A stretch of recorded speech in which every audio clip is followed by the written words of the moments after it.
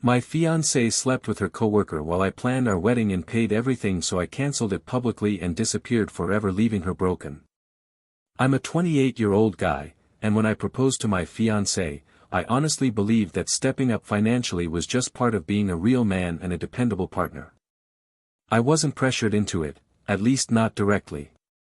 It felt natural, almost honorable, to say, "I've got this," and mean it. She was between jobs at the time, something she explained with a nervous laugh and a promise that it was temporary. So I paid the venue deposit without hesitation. Then the catering. Then the rings. When her eyes lit up over a dress she couldn't afford, I swallowed hard and said, "If this is the one you love, we'll make it work." She hugged me tight and whispered, "I don't know what I'd do without you." I believed her. She talked a lot about her coworkers, office drama, inside jokes, harmless gossip. I remember her rolling her eyes and saying, "It's just people killing time at work, nothing serious." Sometimes she'd mention one guy more than the others, always followed by, "Ugh, he's so annoying." I never questioned it. I didn't want to be that insecure fiancé. I picked up extra shifts. I stayed late. I watched my savings account slowly shrink, convincing myself it was an investment in our future. Vacations turned into, "Maybe next year." New clothes turned into, "I don't really need it." Every sacrifice felt justified because it had a date attached to it, a wedding date. Friends and family kept telling me how lucky she was. "You're such a solid guy," they'd say. "She really found a good one." She smiled every time, squeezing my hand like she agreed. And I trusted her completely. I trusted that love meant loyalty. That sacrifice was mutual, even if it wasn't equal right now. I truly believed we were building something unbreakable together. At that point, I had no idea how wrong I was, or how expensive that belief was about to become. I never realized how fast excitement could turn into exhaustion. The wedding, which I thought would be a joint dream, slowly became my responsibility entirely. She started skipping planning meetings, claiming work emergencies, or long nights at the office, and I'd nod, pushing aside the little voice in my head that whispered something was off. I remember sitting alone in the empty cafe where we'd planned to meet, tapping my fingers on the table, scrolling through vendor emails while waiting for her, wondering if she even cared about the details anymore. She'd call sometimes, sounding tired or distracted, brushing off my questions with a laugh. "You're overthinking it again, babe. Everything's fine, really," she'd say. And I'd try to believe her, swallowing the unease knotting my stomach. I'd tell myself that everyone gets stressed planning a wedding, that this was normal. But the empty seat across from me every other day was starting to feel like a warning. I spent late nights at my laptop, coordinating deposits, confirming catering, adjusting seating charts, and making sure every detail reflected the vision I thought we shared. The apartment smelled faintly of burnt coffee and printer ink from all the invoices I was printing. My muscles ached from carrying boxes of decorations up the stairs alone. I had started to feel like the wedding existed in a vacuum I'd created, while she floated somewhere else entirely, detached. When friends asked how the planning was going, I'd smile and shrug, hiding the tension. "It's stressful, but manageable," I'd lie. She'd occasionally text small compliments or emojis, but the warmth that had once made me feel connected was gone. I noticed her phone always tucked in her hand, buzzing too often, and she'd apologize for delayed replies. I blamed myself, thinking I wasn't supportive enough, imagining ways I could be better, work harder, sacrifice more.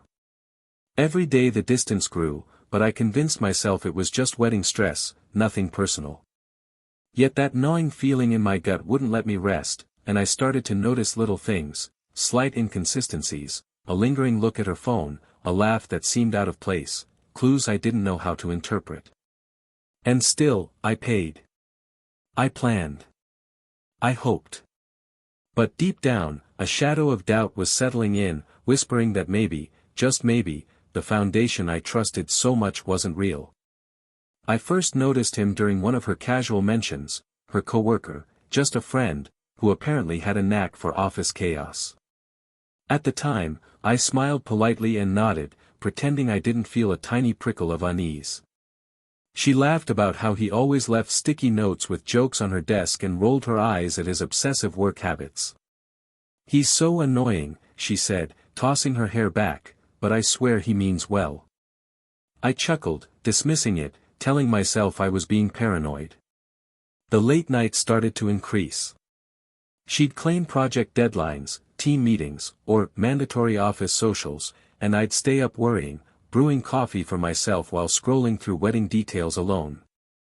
One night, she called, voice clipped and hurried, "Sorry, babe, another team thing. Don't wait up." I hung up, my stomach twisting, and told myself, "It's fine, it's just work." But the pit in my chest grew. Conversations about him became frequent. She'd joke, "Oh, Mark thinks he's so funny, always trying to impress me." I forced a laugh, but inside, something burned, a mix of jealousy and unease I couldn't name. She made it casual, a joke, a playful annoyance, but my mind replayed every glance, every lingering laugh at his messages, and every late night that coincided with her work stress. I started noticing the patterns, texts disappearing when I walked by, her phone locked after casual openness, subtle shifts in tone when she mentioned team outings. Even the way she smelled after returning home, like his cologne faintly lingering in the air, set my nerves on edge. My apartment, once comforting, now felt heavy, suffocating with unspoken tension. Despite all this, I apologized to myself internally for feeling insecure. "You're just stressed, it's nothing," I told myself. I rationalized that trust meant not prying, that being controlling would ruin everything. And yet, each unexplained absence and awkward laugh tightened the knot in my chest. By the end of the week, I found myself sitting on the couch, scrolling through our wedding plans, coffee gone cold, staring at the blank screen, realizing the distance wasn't just physical. Something had shifted, and I couldn't ignore it any longer. I didn't know it yet, but the person I trusted the most was starting to betray me in ways I couldn't yet see. It started with little things that I'd always brushed off as inconsequential, misplaced receipts, vague explanations, a laugh that didn't reach her eyes. I noticed how she became increasingly defensive when I asked simple questions.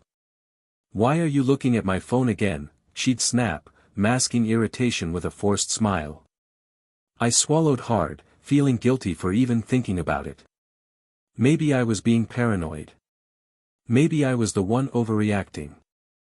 Asked simple questions. "Why are you looking at my phone again?" she'd snap, masking irritation with a forced smile. I swallowed hard, feeling guilty for even thinking about it. Maybe I was being paranoid.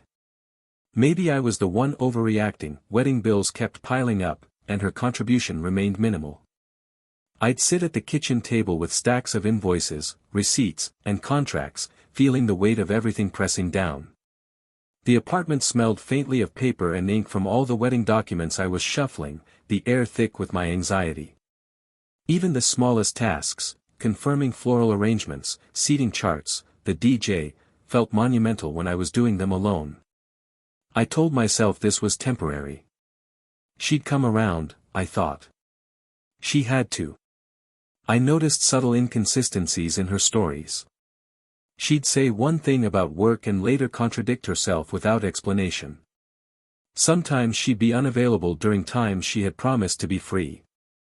I wanted to ask, to confront, but I held back, telling myself trust meant patience.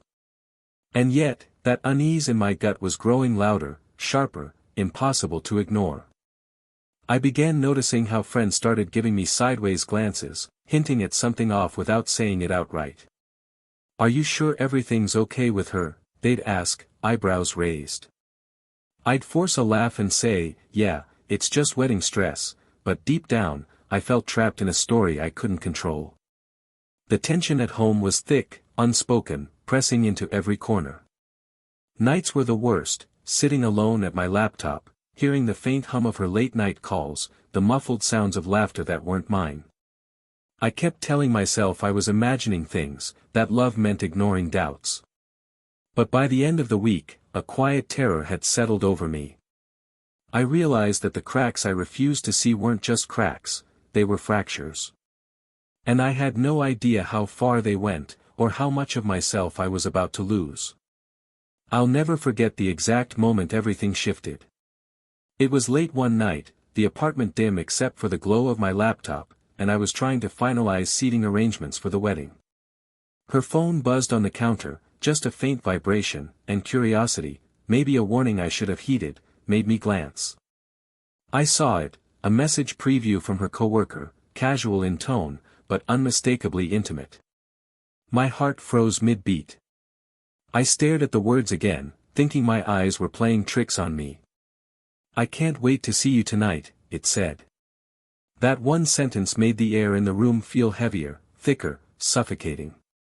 I froze, my fingers hovering over the keyboard as if touching it would shatter some fragile illusion. My mind went numb, disbelief colliding with the icy stab of betrayal. I didn't confront her immediately. Instead, I quietly observed, pretending to be absorbed in the wedding spreadsheets while my stomach churned. Every laugh, every casual glance at her phone, every delay in responding to my messages now screamed a language I'd been blind to. The jokes she made about him earlier, harmless office banter, suddenly felt like a cruel mask. Memories started flashing in my head, late-night excuses, cancelled plans, the faint scent on her clothes after team drinks. It all clicked into a horrifying pattern. I could almost hear my own heartbeat echoing in my ears, loud and insistent. The betrayal wasn't small. It wasn't fleeting. It was deliberate, ongoing, and it had been happening while I worked overtime, saved every extra dollar, and planned what I thought was our perfect day. I felt a mix of numbness and rage. I wanted to scream, to grab her phone, to demand answers, but I didn't. I didn't because I needed clarity, a plan, and the evidence of everything. And in that silence, with the cold glow of her phone illuminating my disbelief, I realized something I hadn't allowed myself to imagine: my world, the one I had been meticulously building, was crumbling. I didn't know yet just how deep the betrayal went, or how much of myself I was about to lose. The next few days were a blur of quiet investigation, my mind replaying that single message over and over. I told myself I was looking for clarity, proof I wasn't imagining things, but what I found made my chest tighten like it was being crushed. Screenshots, hidden chats, and subtle references painted a picture far worse than I could have anticipated. It wasn't just casual flirting. They had been seeing each other for weeks while I was booking vendors, paying deposits, and dreaming of a life we were supposedly building together. I remember sitting on the edge of my bed, phone in hand, heart hammering as each new revelation hit me. I could feel the floor beneath me, cold and unyielding, as if it were mocking the trust I'd placed so blindly. The apartment felt empty, though she was still there in the next room, talking to me sometimes, laughing occasionally, but it all felt like a performance. My fiancée, the person I had trusted completely, had been living a secret life while I funded the life we were meant to share. I confronted her one evening, voice barely above a whisper: "Who is he?" She froze, then tried to laugh it off. "It's not a big deal, we've only talked a few times," but I knew, because I had the evidence. Every lie, every excuse, every delay now made sense. The betrayal stung like fire, burning through every ounce of loyalty I had for her. I felt humiliated, used, and completely erased. The wedding plans, the sacrifices, the sleepless nights, they weren't shared, they were exploited. Even her words of praise and affection felt poisoned, calculated to keep me blind. I sat back on the couch, trying to breathe, but the air seemed thick and heavy, each inhalation a reminder of the trust one had foolishly given. I realized she had planned to continue with the wedding, pretending nothing was wrong, pretending our life together was still sacred. I felt a twisted mix of anger, grief, and disbelief. My world had shifted overnight, and I had reached a point where ignoring it wasn't an option. And as I stared at the evidence spread across my laptop, I knew one thing for certain: nothing would ever be the same again. The days that followed felt like wading through molasses. I was still making payments, confirming vendors, managing the flowers and catering, all while my heart and mind were shattered. Every email I sent, every call I made, reminded me of how deeply I had been used. The apartment felt suffocating, the faint hum of the fridge and the ticking clock mocking me in a quiet, relentless rhythm. I'd sit at the table surrounded by invoices and contracts, coffee gone cold, hands shaking slightly, unable to process the humiliation fully. She would come home late, smelling faintly of his cologne, laughing at something I couldn't hear, pretending that everything was normal. I remember forcing a smile when she greeted me, nodding as if nothing had changed, even though my chest felt heavy enough to break. "Everything okay, babe?" she asked, casually brushing past me. I nodded, voice tight in my throat, "Yeah, fine." The lie tasted bitter, and I could feel my own resentment building with every passing second. Sleep became a distant memory. Nights were spent replaying every interaction, every laugh, every excuse she had given, and I found myself questioning my sanity. Was I imagining it all? No, screenshots, messages, late-night whispers, all proof. I had sacrificed my finances, my peace, and my trust, only to discover I had been utterly deceived. I remember looking at the wedding deposit confirmations, the receipts for catering, rings, and the dress, and feeling a hollow anger settle deep in my chest. I had poured everything into a future that was never real for her. My generosity had been weaponized, and I was powerless to undo the humiliation. I felt completely erased, not just as a fiancé, but as a person deserving of respect and honesty. Every sacrifice I'd made, every compromise, every sleepless night was now tainted. I sat there, in the dim glow of my laptop, numb, broken, and unsure how to move forward, knowing the betrayal ran deeper than I had ever imagined. And in that silence, as her laughter echoed faintly from the other room, I realized I had reached my absolute rock bottom, and the storm wasn't over yet. Somewhere between the shock and the despair, clarity began to form. The rage, the humiliation, and the grief sharpened my mind. I realized that yelling, pleading, or begging wouldn't give me the satisfaction I craved.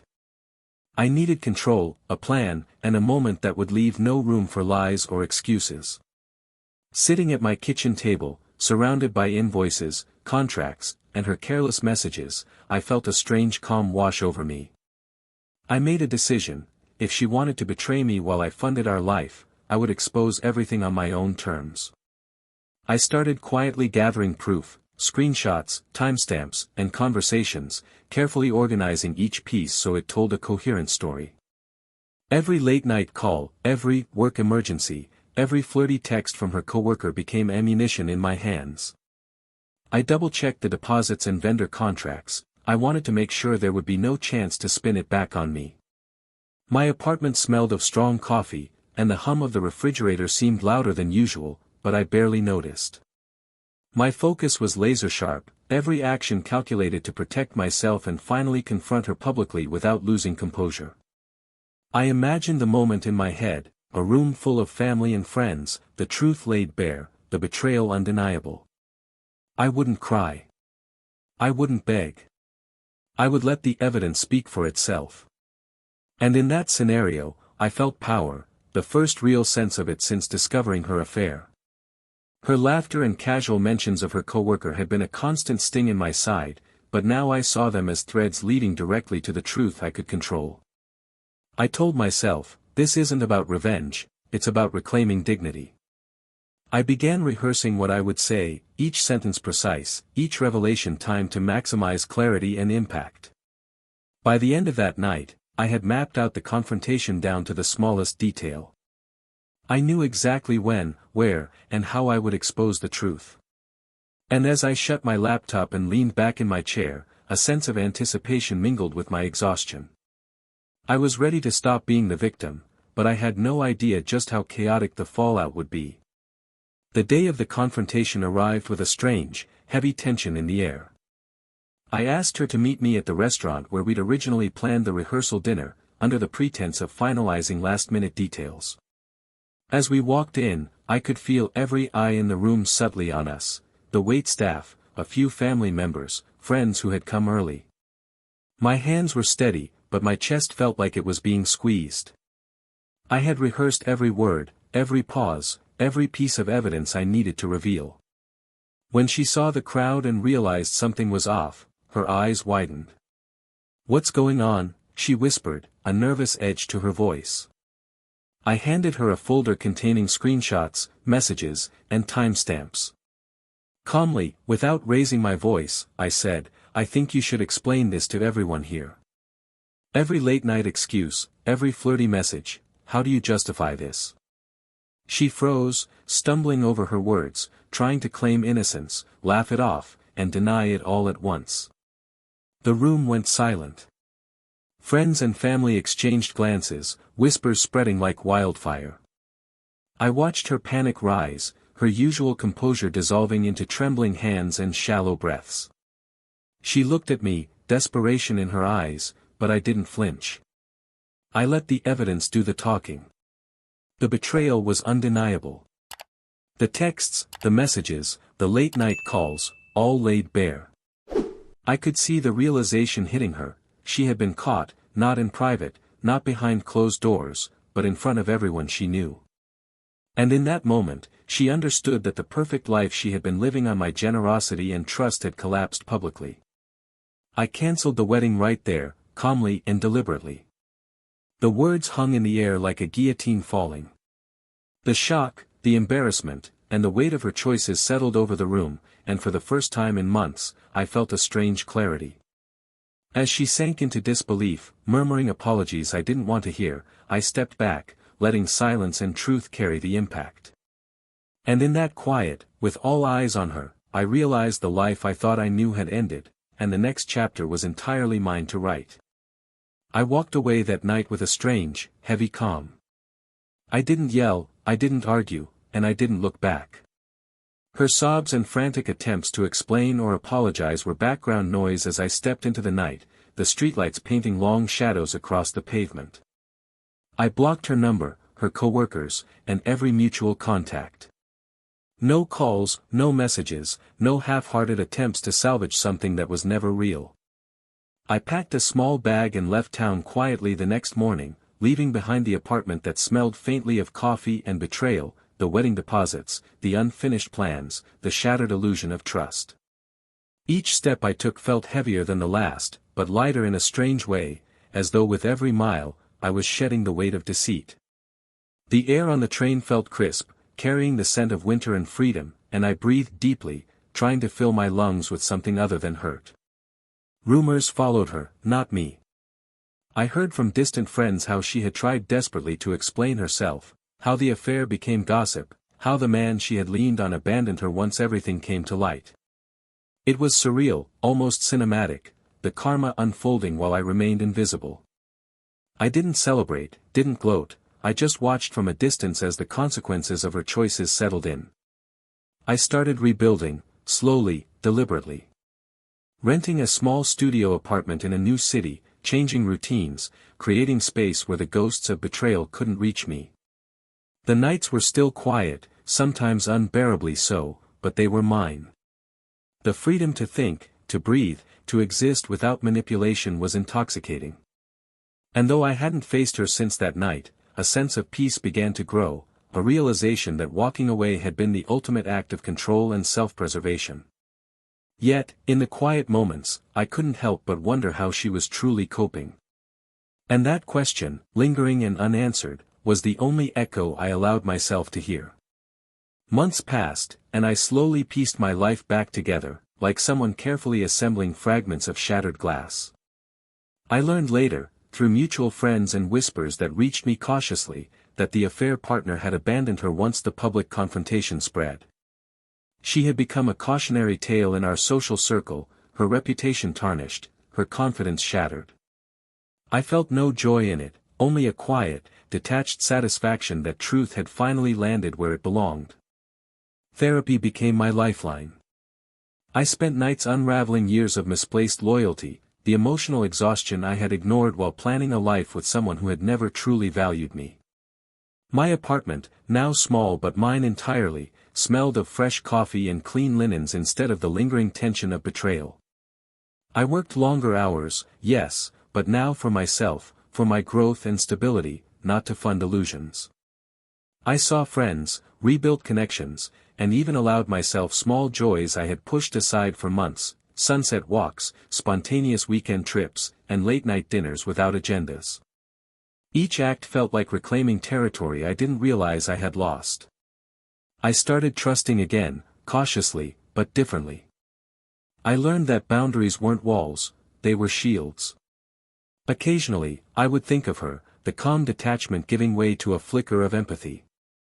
I realized that the collapse she faced was not revenge I inflicted, it was the natural consequence of her choices. And watching her struggle from afar, without my interference, made the world feel fair in a way I hadn't allowed myself to believe before. I finally felt my anger soften into something I could carry without it consuming me. My life began to feel mine again, untainted by manipulation or deceit. And in the quiet moments, when I sat alone with a cup of coffee and the hum of a city that didn't know my name, I understood the truth: walking away had been my ultimate act of preservation. Yet, even with the healing, a subtle tension lingered, a reminder of just how close I had been to losing myself entirely, and that awareness kept me vigilant, alive, and resolute. Looking back, I realize now that love without respect is nothing but exploitation. I've spent years believing that sacrifice and loyalty would be reciprocated, that caring deeply meant the other person would meet me halfway. But walking away taught me the opposite, that sometimes the greatest act of love you can give yourself is to leave behind what destroys you. I don't hate her, I barely think of her anymore, but I understand the lessons her betrayal forced me to learn. The silence I created by disappearing was more powerful than any confrontation could have been. It allowed me to reclaim my life, rebuild my identity, and create boundaries that no one could violate. I started setting standards I had never dared to enforce before: financial independence, emotional accountability, and trust that is earned, not assumed. I felt the weight of years of manipulation lift, slowly but irrevocably. I began to enjoy simple things again: cooking dinner without distractions, planning trips without compromise, waking up without the shadow of deceit looming over me. The city felt vast, full of possibilities, untainted by her choices. I found that freedom wasn't loud or dramatic, it was subtle, a quiet confidence in my own decisions. There were moments of doubt, sure, but they were fleeting.